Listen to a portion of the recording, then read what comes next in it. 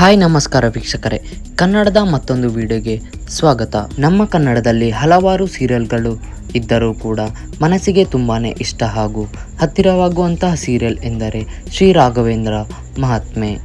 ಒಂದು ಕ್ಷಣಕ್ಕೆ ಈ ಒಂದು ಸೀರಿಯಲ್ನನ್ನು ನೋಡುವಾಗ ಎಷ್ಟೋ ವರ್ಷಗಳು ನಾವು ಹಿಂದೆ ಹೋಗಿ ಶ್ರೀರಾಯರ ದರ್ಶನವನ್ನು ಪಡೆದಂತೆ ಆಗುತ್ತದೆ. ಈ ಒಂದು ಸೀರಿಯಲನ್ನು ನೋಡುವಾಗ ವೀಕ್ಷಕರೇ, ಈ ಒಂದು ಸೀರಿಯಲ್ ಮುಖ್ಯವಾದ ಹಂತವನ್ನು ತಲುಪಿದ್ದು ನಿಧಾನವಾಗಿ ತನ್ನ ಮುಖ್ಯ ಪಾತ್ರಗಳನ್ನು ಅಂತ್ಯಗೊಳಿಸುತ್ತಾ ಬರುತ್ತಿದೆ ಎಂದರೆ ತಪ್ಪಾಗಲಾರದು.